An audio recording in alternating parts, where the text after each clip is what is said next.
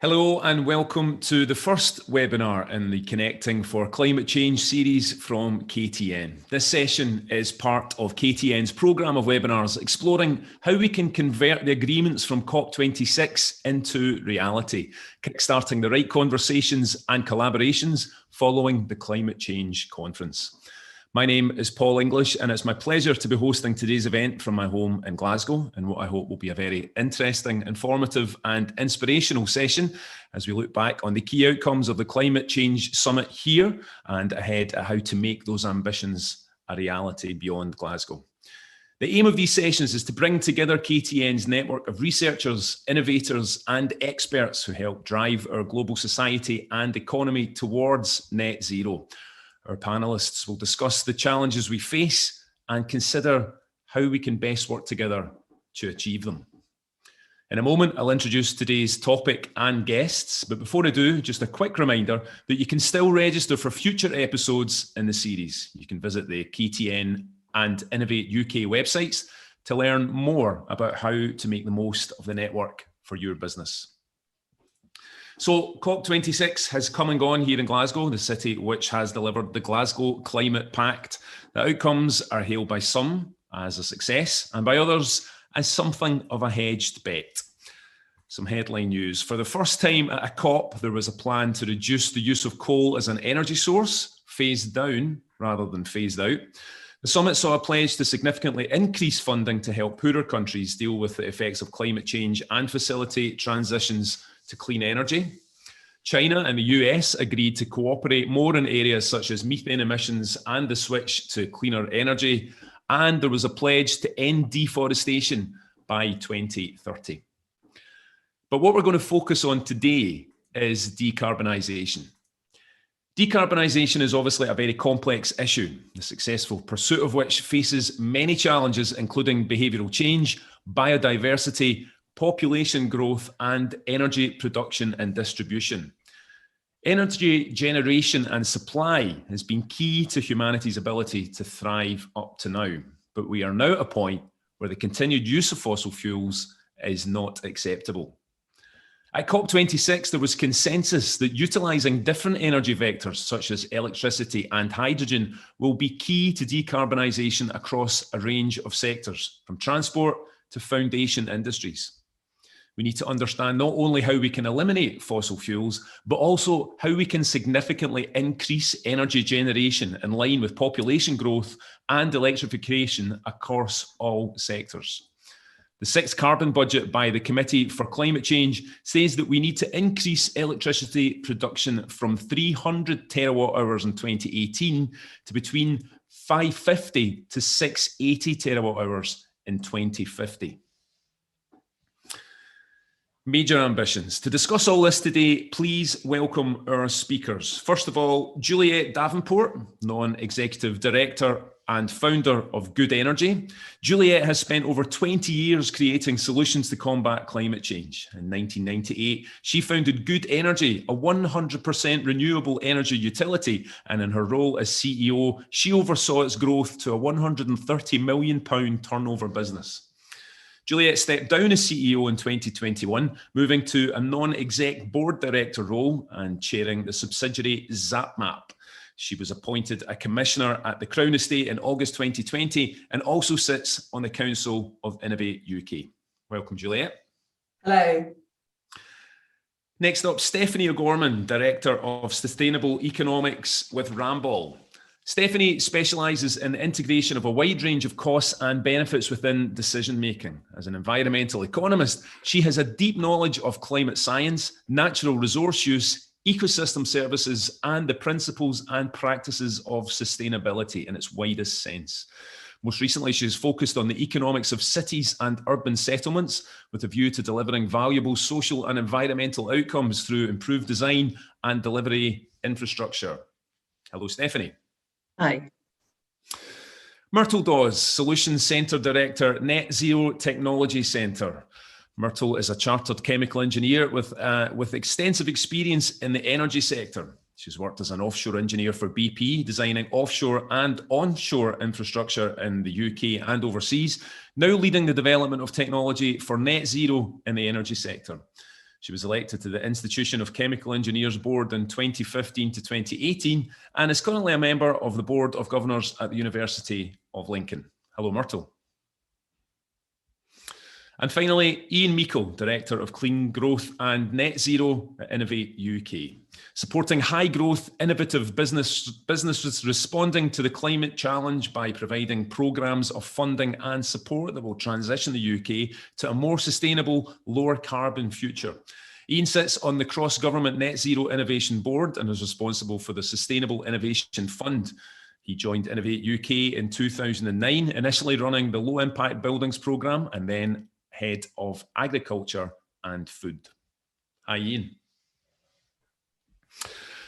Welcome to you all. Let's start today by discussing your perspectives on some of the things that have come out of COP26. We're interested in whether the text and commitments met your expectations, if there's anything that you think was missing or better than expected. Keep in mind the following key outcomes: the Global Coal to Clean Power Transition Statement, the Green Grids Initiative, targets for percentage of renewable electricity, fiscal packages and ambitions required for rollout, and multilateral agreements. As experts in your space and sectors, each of you, what effect do you think some of these initiatives just mentioned and pledges will mean for your peers in business, innovation and investment? Can I start with you, please, Stephanie? Good morning, everyone, or afternoon, sorry. Yeah, I mean, I really think that the nature of the commitments mean that the action is on all of us. And I think that's the focus for me, about the realization that if we're going to achieve what's being committed to, that is not a public sector opportunity. And really we need to engage across all of our opportunities. And the takeaway for me on all of these agreements is really about collaboration. If we are going to achieve what we've set out to achieve, we really need to think much more broadly about how we find those solutions or how we make those solutions operable. Because I think up to this point, we have had a tendency to operate in silos when we look at some of these solutions, and the need for that collaboration came out very clear to me across all of my engagement across COP in the last few weeks. Thank you. Ian. Oh, Ian, you're on mute. Very good, thank you. It's trying to be good practice and stay on mute whilst not speaking. Yeah, so you asked us to think about some of the good signals. I think some of the good stuff out there. I mean, I know Alok Sharma was particularly personally frustrated that he didn't get his, phasing out of coal. But I think what it does show is there was a warning signal. There's a trajectory there, and it's not just coal. It's fossil fuels. There's this beyond oil and gas partnership kicked off by Denmark, Costa Rica, with partners of Sweden and France. That's a movement. I also think the India net zero by 2070, yes, it's not 2050, but remember when we set our own targets, it was 80% by 2050, and we've since revisited it and we've moved to net zero ourselves. So I think, maybe India might come back to the table again in future and, try and do it a little bit quicker. And also this US-China pact, I mean, how wonderful is that to see, sort of took everyone by surprise, but, the two biggest polluters in the world started to go, actually, you know what, we need to show some leadership here. So I know some of the stuff wasn't as positive. And also, let's be honest as well, Climate Tracker, for instance, still thinks we're on track for 2.4%. IEA is a little bit more positive at 1.8. It's also great to see the measurement coming through to make sure that we actually do start coming in and actually delivering some of these things that we're talking about. Okay, thanks, Ian. Myrtle. Right, thanks. So I was optimistic. I was very pleased to see that 1.5 is still in the discussion. I think it would have been disheartening if it had given up on that. Perhaps from where I sit, I'm always thinking, where's this investment coming for the new technology? It's always been risky, never been able to get scale money going in here. So I was really perhaps so glad to see really the pledges, the 450 financial institutions, 45 countries, 130 trillion really of assets being committed that will be net zero. That will put the responsibility for net zero on so many shoulders. We must have a chance here. Perhaps the other thing that I was very pleased to see is the mandatory net zero plans here in the UK. I think that shines a light on making sure that all through the business year we're focused on this. And then I think perhaps for the people that I work with, the SMEs, the developers, probably two things. I think if we're investing in a business, now with all of that, you know that money is going to come. So all that uncertainty, is there going to be a market? Am I going to get the investment? From this, you know, I personally, if I wasn't working at NZTC, would be going out and having my own energy company, because I think the money's coming here, definitely. And I think the second thing is, if I owned a business and I'd be looking at my practices and saying, am I sustainable enough? Have I got something fit for the future? Okay, thank you, Myrtle. Juliette, your thoughts? So, I mean, I think obviously keeping the 1.5 in is key. My sense is that this is about confidence. Countries need confidence that they can hit these targets before they start to commit to them. And they also need confidence that their industrial base is going to be key to committing to those targets. So you can see where those countries like India and Australia have held back, particularly around coal, is because they're so vested industrially in coal already. They've got huge either financial investments, they own coal worldwide. And so actually part of this next step is a pathway to demonstrate that the businesses in the future can exist and we can do this faster. And I think we can now gather pace. Now we've got this baseline, and at every stage that we demonstrate that we're delivering against this, countries like India and Australia will get more confident to leave the old fossils behind. I also think that in terms of the messages going through, the rule book and the reporting is incredibly important, because I think that will filter down through the whole of particularly Western economies. And what that means is that nobody's going to get away with not doing anything anymore. Everybody is on the hook. So that means that every part of our economy has to look at decarbonisation. And that's really important, because the number of times over the last 20 years, just in the energy sector, I've seen sort of policies that are focused, particularly kind of subsidy type policies that are focused on bringing on new technologies. Yet behind the scenes, a lot of the sort of core regulation on energy markets has gone backwards and disincentivizes some of these new technologies. So we need to make sure that these policies work together. And what I'm hoping is that by the time we start to see transparency in markets and transparency around climate, then everything will start to shift in the same direction. And just one other area, I think there's been some amazing announcements by new technologies like direct air capture, green hydrogen, long duration energy storage, and sustainable aviation.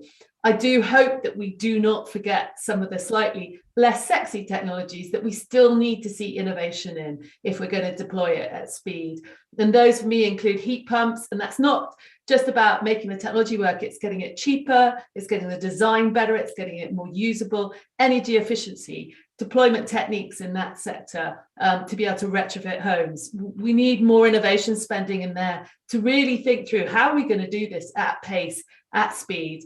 And it's not just all about the tech, it's also about the methodologies. So I hope that we'll see not just the new big shiny things, but we will really focus on some of the core stuff that's really going to deliver some of these future targets. Thanks, Juliette. I suppose a general question that occurs to me is that if there's a feeling of, you know, did COP26 achieve what it's set out to achieve? Because I think depending on which reports you read, like you mentioned, you know, it is about the reporting. There's a sense in some cases it seems that maybe it fell short, and in other cases actually, you know, we managed to get a few things in the bag that would have been, you know, considered key at the outset. Anyone like to pick up on that? Ian. Yeah, I mean, there is one of the views, thank you for the reminder. One of the views I heard was that the reason that the coal moved from phase out to phase down, and I heard this from the FCDO, the Foreign and Commonwealth and Development Office, is that actually, in order to do that, we need climate finance in place for the developing countries and to ensure this just transition. And so therefore, what I think it did, although we didn't actually get the full agreement on things like coal or whatever, it actually started to put in place, actually this is a complex set of business arrangements and what have you that we need to get in place in order to make this happen. You need to get the finance in place such that some of these developing countries can actually, have the finance to be able to change and as part of this just transition. And I think that's a really interesting lens. And I think if it at least gets that onto the table, and we've got COP27 next year in Egypt, let's at least get some of these, if we brought light to some of these big challenges, let's hopefully work through them in future COPs as well. Absolutely. I think there's probably an importance also in the focus that's been given to some of these matters in the sense that they've allowed the general public to understand them a bit better and get more of a kind of a feel for some of the things that are required, as opposed to just this kind of nebulous concept that climate change is something that's happening out there that they can't really get a handle on and don't really have an understanding of what the kind of financial mechanisms and so on, need to be. I think possibly it's been a success from that perspective. Yeah, I mean, just picking up what Ian was saying there about the climate finance piece, I think there is a massive lack of understanding of that practical issue and the downstream effects of some of the decisions. So while the idea of phase out sounds like where we want to be, the reality of that, as Ian said, is something quite different. And the risks associated with doing that too quickly means that we potentially risk really unjust outcomes in some parts of the world. So I think, being able to understand that more broadly and understand that pathway, now we 100% need to accelerate, through that process, but we need to understand the implications of the downstream impacts. And I think that more exposure around the complexity of some of these decisions would allow people to understand that actually some of this isn't the failure that it might appear to people. But to your other point, Paul, I think that exposure to the complexity and the investment piece, I think, has grown, so there's been it feels like a more broader conversation with the public about this in a way that possibly other COPs didn't kind of have. That might just be my perspective on it though. Well, I guess. So one way of perhaps measuring that is it shifted a particular topic that we've all heard a lot about for the last 18 months off the top of the news agenda, and a fairly successful in that respect. That it's certainly been something that has been placed front and centre for the whole of the populace, certainly in the UK. Yeah, I think that's helped by the news agenda as well. I mean, you see some of I think Siberia had the biggest forest fire ever recorded on land. You've got some of the flooding going on worldwide. All these are adding to the public awareness, and politicians get more confident when their public are behind them. And I think that is really important, and actually maintaining that conversation with the wider public awareness is so important. Yeah. Coming back to the finance points, I think it's really interesting to try and crack this issue related to developing countries and investment into those, because the UK can play a leading role in that in terms of the trade arrangements it puts in place, particularly to support inward investment from the UK into other countries to bring through new technologies and better resilience. And we continue need to move on that, because although the announcement around South Africa and putting a lot of money into South Africa, there are still a lot of countries where it's incredibly difficult to invest. And although there's significant cash looking for places to live, it's still those countries where it's not safe enough for a lot of those investments to go. I suppose picking up on that point, Juliette, and tying into something that you mentioned yourself, Stephanie, I'd be interested in hearing a little bit more about the downstream impacts as you describe them, and the unjust outcomes. What do we need to be? We need to be aware of the ambitions and this forward motion, but we also need to be aware of how things can perhaps go awry for other countries. Tell me a bit more about that. Juliette, do you want to pick that up first? Oh no, you go. I mean, I had lots of conversations through the events that I attended around that realization that, particularly from an oil and gas perspective, divestment it might mean you clean up your portfolio apparently from a corporate perspective, but actually you're creating a business in a country that might not have the skills or the capacity, or, as Juliette mentioned, the inward investment to really drive that innovation. So, the realization that actually the way we achieve some of these outcomes might be keeping that on your books as a major corporate, and using your investment power and using your access to skills to support those countries to change that. And, you know, that felt like a very live conversation in lots of the investment sessions I was in. Yeah. And then Thanks, Stephanie.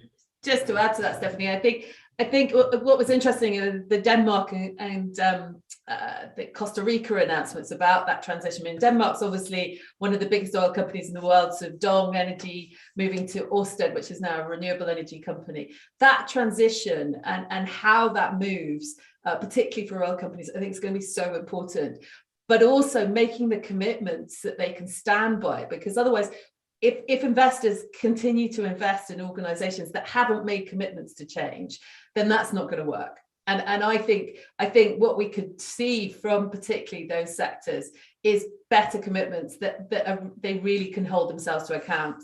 And there's been a lot of challenge about how corporates embed some of this stuff into their articles of association, so their shareholders can really properly hold them to account going forwards. Myrtle, you're nodding there. Anything you'd like to add? Yeah, I mean, I was just considering what everyone was saying. You know, I think we touched on some of the issues about domestic production versus, you know, what do we do about that and still hold true to what we're saying. I mean, my thoughts on some of it is that, you know, this is a transition, and, you know, does it make the sense to make the investments first? How and if we can't afford to make that transition here in the UK, if we say we can't afford it, it feels very difficult to be asking others to do it. So, you know, a lot of the focus, I think, is that we do need to work through the entire system here in the UK, all the way through cement, through transportation, through generation, through what's happening in people's homes, and can they actually afford the energy at the end? Is it safe? Have we got that technology, and have we got the market? And I think if we are really focused on delivering itself, I think these things as a leader will export itself and will have good technology. The issue around, you know, what do we do in terms of, you know, do we continue to import oil and gas and things like that? This transition, we have to speed up. If our desire is to not consume oil and gas, then we have to speed up our production of the alternatives. There is no way to do that other than to do that. I think on the issue of the very poor countries, I think we need to support them. I don't think we can leave people in poverty. We sometimes don't even understand what this poverty means. And I've been to some poor countries, and this poverty is stark. They really have nothing. So there is no way that we can be in it all together and hope to get to a point where we leave people in really horrendous conditions forever. That's not we have to give something up. And I think whether that is skills, financing, support, technology, it has to flow. So I think we're going to have to be in it together, even more so than we were actually for COVID, for this to work. Yeah. Ian. Yeah, it's on this just transition point that others are speaking about. We run a program called Energy Catalyst, and just to give a sort of a tangible example, we work with countries like Rwanda, and Rwanda had set, you know, a target for, you know, a certain amount of solar across the whole country. But what they found was that the products on the market were not fit for their particular country situation and that sort of thing. So one of the things that we do is go and work with the local government, work with the local businesses, and understand what the needs are. And things like, there's a company that we funded called Solaris Kit, who developed a sort of a solar capture bit of equipment that you can fold flat at the end of each day and then store away and, you know, keep safe at night, and then bring it back out during the day and put it back up again. Totally different product. And that product is now on the market and responds to the local need. And that's all around the sort of the needs of the global south. And in fact, we ended up demonstrating things like that at the heart of COP to try and influence the negotiations. And I think we need a lot more money in that sort of space to help the local solutions come up, you know, through that route, through local needs, rather than encouraging UK and other countries sort of dropping our existing solutions on developing countries. Which brings us neatly on to the next point, the next question. Ian, what kind of incentives do you think are needed to help reach some of these goals? Obviously, those incentives are going to be different from place to place. Yeah, I mean, bringing it back to the UK, I mean, I think it's really easy to go, okay, COP didn't quite achieve what we needed to achieve, but it got, as we've all said, you know, there's a lot of positivity in there.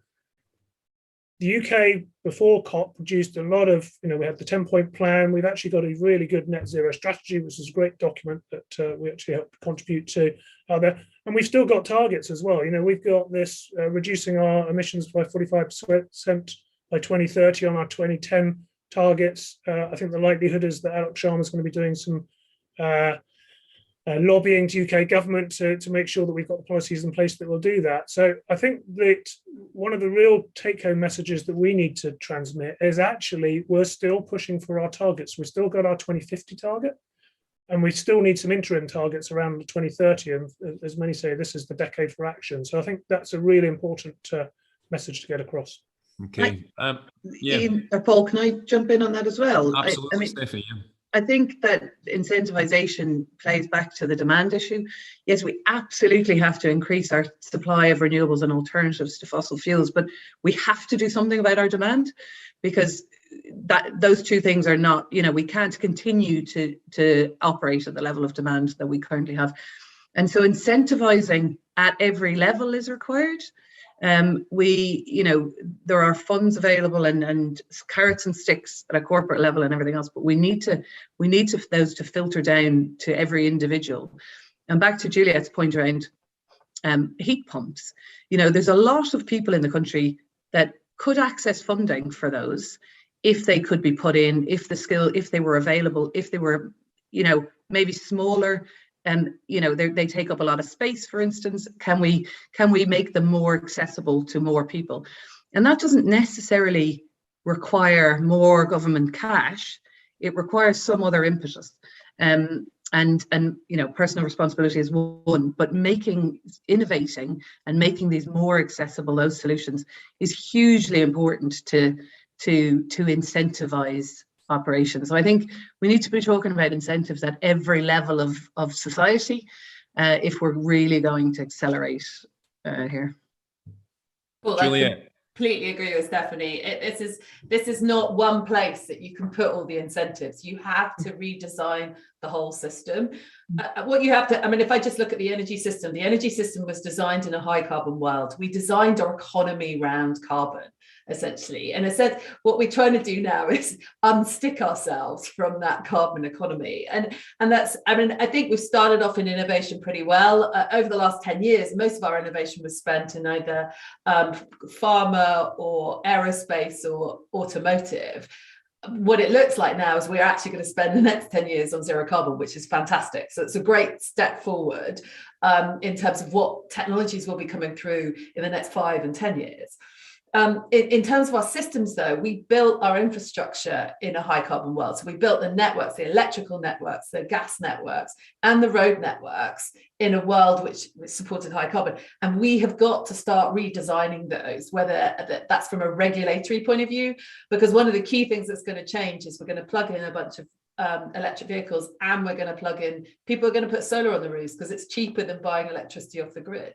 So that is fundamentally going to have to change. And if you want to decarbonize heat, you're going to have to take people off the gas grid as well. So that we've got to do some thinking about what do we do with that old infrastructure, repurpose it in some places, but evolve it in others. And then you've got to look at regulations. So we've touched on, over the years, we've had various regulations that supported new technologies like renewables, and has done a fantastic job, but they weren't really designed to be a whole market solution. They were designed to be an innovation solution. And we now need a whole market solution, because what's happening is on one hand, you're incentivizing loads of wind to be produced at times you don't want it to be produced. And at the other side, you're then having to switch other things off to balance that all out. And actually, what we need to do is think about designing the system for what we want it to look like in the future. And that actually was where I think a load of innovation in regulation actually needs to come forward, as well as in the technologies. Do you think, Juliette and everyone else in the panel, that COP has successfully, made the public, and you talk about personal responsibility, Stephanie, has this COP brought the public closer? Does the public feel like they have a handle on issues like electronic transport and electric transport and solar panels and so on, whereas in the past perhaps maybe they felt like something that was for someone else?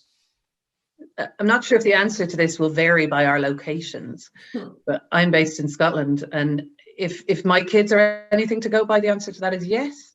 They spent probably the last 2 months and all they talked about was COP in school. It sounds like they didn't learn anything else. If good. If what we're doing is, it does feel in Scotland like we have changed the conversation. I mean, there is no getting away from this conversation in Scotland. So I hope the answer is yes to that, but I expect in various places it will be different. Myrtle. Yeah, so certainly we've spoken about COP. I spoke to my son around climate change. And certainly the areas where we definitely need to do the action are well aware. So we know that we need to do something with our space heating. We know we need to do something with our generation, etc.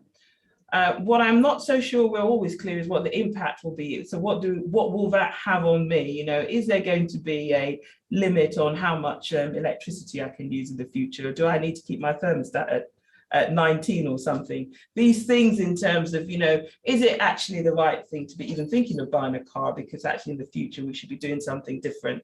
So these kinds of things about the actual, what it will really, really feel like if I was to talk about, say, Aberdeen as a net zero city. I'm not so sure we have all the points. We certainly have the direction for some of the things that need to happen now, which are the things we talk about, what are we doing with the transition on the energy side? I think that's very important. Perhaps the other area, as a chemical engineer, I do consider, so not just for energy, but a lot of the manufacturing and process industries are based off the very old processes for which we have the chemistry, which went to the chemical engineering, and the process engineering, we got it out the back. And we are really trying to change a lot of that. So, we're trying to invent new chemical processes to actually engineer. And we need to think carefully about those processes which are byproducts. So we all saw the other day the issue that most people probably didn't know that this high purity CO2 that helps in the manufacture and storage of food and the abattoirs and what goes on our shelves was actually coming from the fertilizers, which was coming from the natural gas. We have that all around the country. All of these process systems are actually a system. You take one bit away, you need another process to find your high purity CO2, and this is across the piece. There are so many things that we need to do. So when we're looking at the incentives, we also really need to take a system view, because some things may start to pop up, which actually wasn't known by most people, because it was just something that happened. It just arrived and there was never a problem. So these are the kind of more detailed things we need to look into, so we don't have this annual problem with this part of the economy or that part of the economy because something's changed. Okay. We've talked about innovation. We've talked about the desire to make these changes come about. But tell me, from each of your perspectives, how much we're relying on innovation to make these changes happen, and how much can we achieve using our existing knowledge, skills, and technology, or do we need to go beyond that? Stephanie. Oh, I mean, I'm guessing we have a large part of what we need right now. Innovation is critical in the acceleration of that, but certainly in a lot of the conversations, again through COP there was a general consensus of we know what the answers are, but what we're not doing is turning them into reality. Now, the other members of my panel will know the answer to that in much more detail about the requirement of innovation as part of that mix. But I think that there's a general perception that actually if we started delivering, we started changing our behaviours and actually activating some of these policies, that we would achieve a lot, because we do know a lot of the answers. It doesn't negate absolutely the need for innovation in that process, though. Ian, would you like to pick up on that? Yeah, I totally agree. You know, we've got a lot of the technologies that we need. Actually, the real challenge is scaling. You know, we need to be much more innovative about the way we scale, with the way we deploy these technologies. One of the things that concerns me is that we have lots of demonstrators sort of pepper potted around the country, but actually we don't go, right, well, this one really works, so let's get this one scaled up.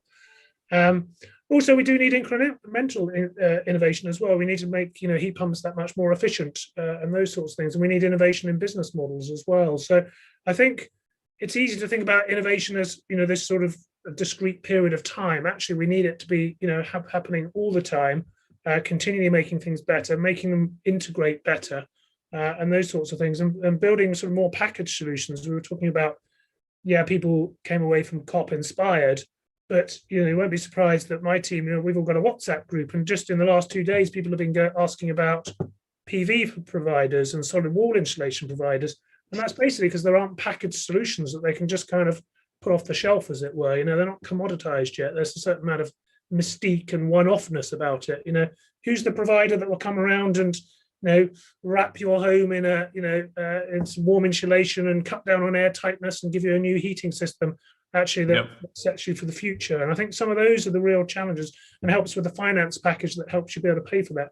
We haven't got those wraparound technology and business model solutions that we really need to be able to scale. And I think that's where some of the challenge, well, a big part of the challenge is from my part. Yeah. Juliette? Yeah, I mean, I think sort of the Climate Change Committee report and the IEA report talks about the fact that the next step is going to include, we're going to need consumer behaviour to shift alongside technological change, and nearly 60% of the carbon emissions, particularly in Western Europe, we're going to have to engage consumers in part of this. So coming up, I mean, that reflects very much the points that have been made earlier, that we've got some of these technologies. It's actually about fitting them together and making them usable, and that to me is where the innovations need to come, because innovation isn't just in a particular technology or a particular business. It's about how you slot all of these things together to make them much more usable. I mean, I think we've got technologies like solar and wind, which we should just deploy as quickly as possible now. But we then need to look at flexibility technologies to help manage them as we deploy them. There's a couple of new technologies, geothermal and wave and tidal marine. We haven't done enough in that. We are an island state. We have some of the biggest tidal resources in the world. We should be leading in this. And it could produce, what, 10-15% of our total energy. And then finally, sort of the packages, I think, that were being touched on, being able to wrap those together, sort of a great package for your home that has the financials wrapped into it, is so important, because not everybody is going to be able to afford to put the upfront capital.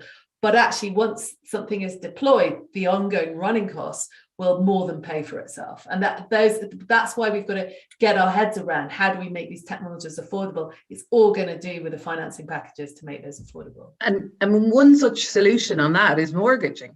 So, you know, there is the opportunity to provide low-cost mortgage additions to improve your housing position in terms of decarbonisation.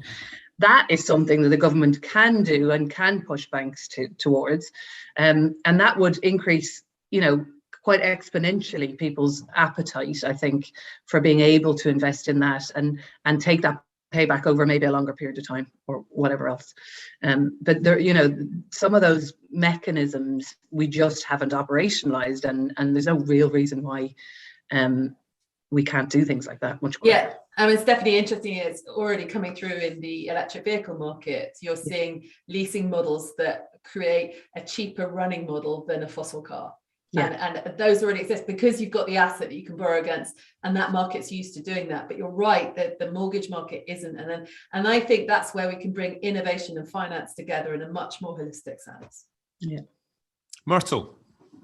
Yeah, so noting all the questions, I'm on the side that we do need far more invention and innovation. There is the technology for sure.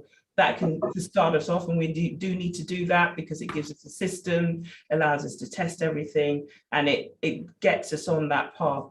But, you know, the recent IEA report also referred to the fact that, you know, I can't remember if the figure was 50% of the technology that's going to be used, you know, in our 2050 is just an idea or prototype at the moment. So my thinking is, yes, we definitely need to deploy what we have, noting that some of this technology, we're re-engineering the entire country. If you look at how much wind we're trying to deliver, it's the same capacity as the current capacity of the system. If you look at what we're doing, again, in terms of what we're planning for hydrogen, the same as the whole of our installed fleet for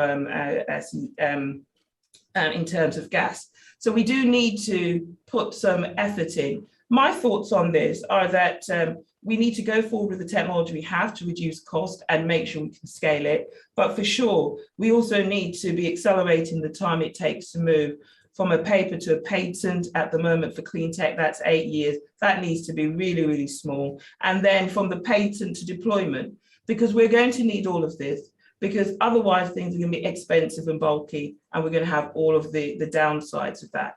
And I think there's a bit of self-preservation there. We also want to invest because we want to be able to have jobs and economic kind of development here in the UK, which we can export, because there are things that we're leaving behind. So I think that we really need to move first in this area. And sometimes I like to liken that if you look at some of the things that we're doing, it's the same as asking if we had phone technology in the 1980s. Of course we did, but it looks nothing like the phone that we have today. And that is what we need to do with some of the technology we have. I was looking at a piece of technology the other day. It's another electrolyzer, and we were looking at the desalination point. This issue that we of sustainability of the materials and the consumables is so important. When you look at how much water, potable water, it takes to produce a kilogram of hydrogen, you realize that actually we're just running into another problem. So when you start to look at the system impact, you realize the technology doesn't always stand up when it's at scale, because its demands on other parts of the system are too high. So again, systems thinking, invest in today's technology and innovate it and make it work, but invest in the future as well, because we're going to need it. I guess what's something that springs to mind myself, you know, I sit here in a tenement flat in Glasgow, and I have the desire to own an electric vehicle, but I don't have the, you know, the practicality to charge one outside my home, like a lot of people who live in, you know, densely urbanized areas like this. What would that, for example, be one of the obvious kind of, you know, gaps and the most obvious kind of targets for immediate innovation, or are there others? Juliette probably knows the answer to this one. Juliette, smiling. Yes. Smiling. I mean, you've got two technologies that are coming through pretty fast, and actually that's again about funding and linking. So lamp post charging. So you've got Ubertricity and curbside charging that we're beginning to see that. Now it will take some time to roll all of that out to maybe your street pool. It might not be there right now, but those are technologies that are already out there. I think for me the areas I completely agree. I think we've got technologies we should be deploying straight away. There's two parts to it. There's the part of how do these technologies fit together? So right now I do have a heat pump at home, and I have an electric vehicle, and I have a solar panel, but none of them work together. They're not optimized. I've got a sort of a meter that tells me how much energy I'm using every second, but that doesn't actually help me run it. And what I could be doing as an individual in my house is helping the grid at certain times of day, whether it's either windy or sunny or low or high. I could voltage optimize. All these technologies exist, but plugging them together and making it a simple one-stop shop for you and me doesn't exist today. And that's the enabling piece. And then we've got the blue sky stuff. So we've got the carbon capture and storage, we've got green hydrogen, we've got clean aviation. we've got sort of green concrete. We've got all those other processes that we still need to be investing in and accelerating. So it's kind of at a 3-stage process, and all of it needs to move forward. Not one of it is going to work on its own. And I mean, I think the addition to that is, I guess my point of earlier, we need to be controlling demand as well. Yes. In our cities. You know, I led the Edinburgh City Centre Transformation Programme, and we spent long hours talking about whether we should be providing more electric charging vehicle systems within the core of the city centre. You have to facilitate the population, but not be an attractor to cars. So any car has an impact, irrespective of whether it's a diesel, petrol or electric. The presence of a car in an urban environment has safety risks. It has all series of other implications on the livability of a place. So we need to control that demand, provide alternatives to people fundamentally, because we will never get any of us out of our cars until our public transport and active mobility systems and environments are at such a level that we are prepared to engage in it. But we need to think about cars as well, and not just say, oh, because it's electric, I've solved the problem. And it's a real challenge, and it's a challenge from a behavioural perspective more than anything else, probably. Okay. Myrtle, did you have something you'd like to add? Yeah, I was just going to add to this bit of the discussion. So I was super pleased to get an email from, it's actually one of the estate agent that I actually bought my home from, to tell me that Aberdeen City Council running these sessions, really just looking at energy saving in the stone homes and the old traditional homes, the ones that people say, well, you can't really put a heat pump in it because you have to take up all the floorboards. This kind of thing is exactly what I need. So outside me being a professional in some of the bits I do have a granite house here in Aberdeen. You know, it's got big windows. You know, you don't know where to start in terms of what can I do that's effective. And then I see they're actually putting it on, and it's not for an hour, it's a good 3 hours. You're gonna have to sit down. They're going to bring the people in to help us. This is what we also need. This is what I call more practical and pragmatic help. I live in a stone house. What can I do there? What makes sense and what doesn't make sense? These kinds of things we all need to have education and help on. We need the skills and the providers to deliver that. Absolutely, yeah. And so, yeah. You can't get a heat pump engineers anywhere at the moment, and I think this is the crisis of skills is going to become more and more acute, and the energy sector feels it. I mean, some of the big announcements at COP that were great were on diversity and the recognition that we need diversity in skills, but we're seeing a crisis of that in the energy sector. We're seeing a crisis of that. We're just seeing a crisis of not having enough skills in some of the deployment technologies like heat pumps, like installations of technologies in our homes. So we're going to have to get a move on at every single level. Yeah. Ian, before we move on to the next point, is there anything you'd like to add to this one? Yeah, I think what's coming through strongly here is the sort of community approach, you know, the bottom-up community approach. And time and again, local authorities come up as trusted for people that live in the community over any other body, you know, energy companies and all those sorts of things. One of the real challenges is that local authorities' expertise has been hollowed out over the last few years, you know, because of the cuts to local authorities. So we do need to bolster the capabilities of local authorities to be able to roll out low carbon solutions. You mentioned, Juliette, green concrete, and you suggested about, you know, green aviation as well. Where are we in respect to each of those? I mean, these are kind of, you know, everyday topics that people would like to know something about, I'm sure. So I think on green concrete, I mean, I'm sure there are other panelists who know more about green concrete. I have written a piece on it, but doesn't mean I know a huge amount about it. I mean, I think we're already seeing sort of rethinking the way we look at some of the big carbon users like concrete, like steel, and understanding what in the process we can green going forwards. Because as most people say, is when you build a wind turbine, you put concrete in the bottom and you make the hub out of steel. So we're going to have to decarbonize the whole of the supply chain. I think this is, for me anyhow, where we see hydrogen beginning to play a much bigger role, because decarbonisation using something like green hydrogen in those sectors is going to be much more straightforward, because trying to electrify a lot of those sectors is too hard. And so there are various countries that are more advanced than others in these areas. There are various sort of examples of zero carbon steel already coming off the pipeline. But those are the pieces that we need to accelerate, and we need to accelerate from a cost point of view, from an innovation point of view, and then an investment and deployment point of view. Okay. Are there any particular areas that businesses and innovators should be investing in as a point of priority? The ones that should be moving towards first now? We're getting close to time, folks. So all of them. No, that's a little hard. That's one way of answering it. We've got a little more time than that, right enough, Juliette. Stephanie? I mean, I don't know the answer. I think the reality is that, like we said, every sector has a role to play. There's a perception that, we've largely decarbonised our grid, but as we've all talked about, the reality of that on the ground and through the supply chain is different. The transport sector hasn't moved, and we really haven't made progress on transport and decarbonising our transport sector. And innovation, for me, in rural environments around transport is going to be critical.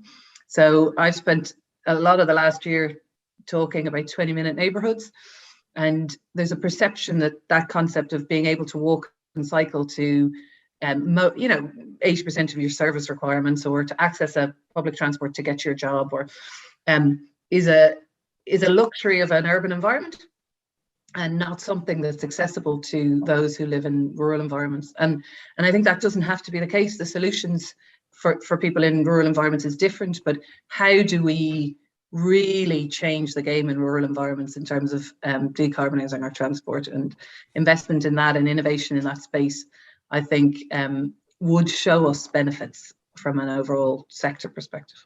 Okay, briefly, Myrtle and Ian. Myrtle first. All right, thank you. So look, Paul, I'm saying it's not a silver bullet, so there's not just one thing. I think we need to address the whole system. Otherwise, we're going to solve one thing and then not be able to get that decarbonised energy to the consumer. So I think we need to just, view this as a system approach, and we need to look at where it's going to make where the biggest bang for the buck is at the moment, and we need to progress. And, it's got all of us behind it, and not all of us can be working on the same thing. So I don't think there needs to be something that's going first. I just think the direction has to be forward, though. Okay, great. Ian? I totally agree with Myrtle on the no silver bullet. We have to work across the whole economy. There's going to be lots of different solutions for specific things. I think one of the things that most interests me is the sort of floating wind and green hydrogen. Bringing those two things together could be really interesting. But one of the sobering things I heard the other day is that we don't actually know what lots of hydrogen in the atmosphere will be like in terms of whether that will have its own effect on on sort of greenhouse gases and all of that sort of thing. So the Natural Environment Research Council, they've just been commissioned to understand what that might be like. So hopefully that isn't any cause for alarm. Okay, very briefly, for final question for each of you, we have about 2 minutes left. How can we, the public, get involved in a meaningful, impactful way? Ian? I think through local community approach, joining up with others. It's very difficult, as we've all suggested, solving it on your own in your own house. I think working with others, talking with others, chatting through solutions, and taking it to your local authority, and building alliances in that way is a really good start, bottom up. Great. Myrtle? I think we've all got to get ourselves educated, and we need to use our vote carefully. Okay, Juliette? I think we should, I'm very similar to the other ones. I'm actually hosting a local village community here in my house to come and show them the technologies and get people comfortable with them. So I think that show and tell piece is really powerful. I also think we have, coming to Myrtle's point, we have a position as individuals where we can influence the regulators, where we can, most of the time when I talk to the energy regulators, they say customers never talk to them about some of these issues. It's because customers don't think they can. Yeah. And actually all of us could respond to the distribution charging review that is currently going on at the moment and say we want more renewables in the system in our homes and in our communities, and that would make a shift, and that we can say much more and do much more than we do today. I certainly would like to come round for a nosy at what you've got going on there, Juliette. It sounds excellent. Stephanie? Yeah, I mean, I think the idea of public participation is critical in us changing our behaviours and learning, as Myrtle said, learning what to do. So engagement, while that takes time and is challenging, I think every opportunity to have your voice in that equation helps, because then the solutions that are provided locally are ones that you believe in. You are then more likely to use them and to change your behaviour. So I think the sense of things being done to people is what is the wrong way forward. Then we don't get the behavioural change we need. So I think if people can participate in those local initiatives and have their voices heard, then I think the solutions will be more fit for purpose for them. Excellent. Thank you very much, folks. That's all we have time for today. I hope you've all enjoyed being part of our panel, and I hope our audience have enjoyed listening in. Today is the first in a series of Connecting for Climate Change, Unleashing Innovation post COP26. Today's session has been about decarbonisation, and we'll follow up with 3 more sessions, the 24th of November on circular economy, 1st of December on resilient places, and the 8th of December on enabling action. You can visit www.ktn-uk.org to register. But for now, my thanks and have a good day. Goodbye. Thank you. Thank you.